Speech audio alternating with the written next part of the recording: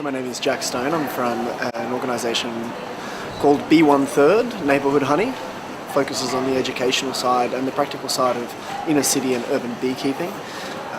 We are focused around the global food crisis and educating people on the importance of having the honeybee, the native bee, and all forms of pollinating ecology within our urban and rural ecologies.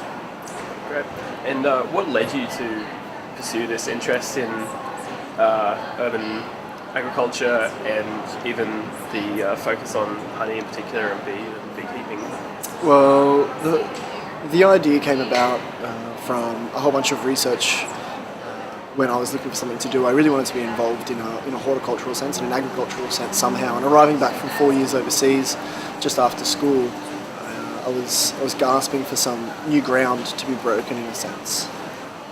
The urban agricultural scene wasn't really prevalent when I arrived back at the end of 2011. So I kind of, I guess, I like to say the bees chose me, but I chose beekeeping as a form of conversation, as a medium for conversation on these broader issues that we're facing globally, nationally, and on a community level. We focus primarily on educating the community to then go out and educate their own communities, and it's predominantly focused around food security, pollination, and the importance of pollination, and also the production of honey as a medium for conversation as well. And as part of your business, you have quite a strong partnership with eateries in Brisbane, restaurants and bars. Moving forward, do you see a diversification of this even further, going into possibly public sector buildings or schools and universities? Is there an opportunity there? So, as everything that I've learnt through the establishment of my organisation or my business, everything starts with a seed. Everything starts with the planting of a seed, and it's just like we see in forests and in nature and in the fields, in the cornfields, so to speak. We see the planting of a seed, the raising of a seedling, and the production of a fully fledged, high-yielding crop. Where we are right now, we're in the seedling stage of our project. We've kind of had the opportunity to plant a whole bunch of seeds around town, and that's gained a lot of attention in itself. So now it's about talking positively and proactively about the future. We have engaged already with the Brisbane City Council.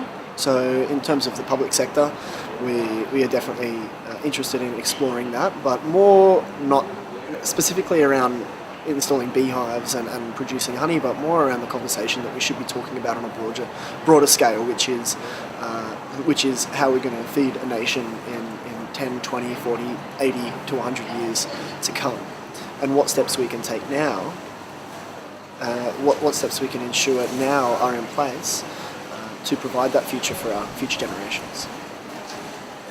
You're also here at FoodCHI today, since you're interested in this area of food studies.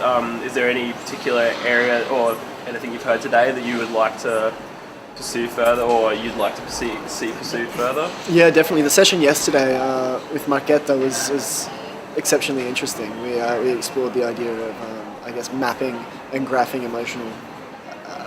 emotional states through creating different sources. So exploring that a little bit further, and kind of with the topic of conversation yesterday that Marquetta raised in that session around picking up the vibrations of the food that we produce and the food that we deal with in the kitchens.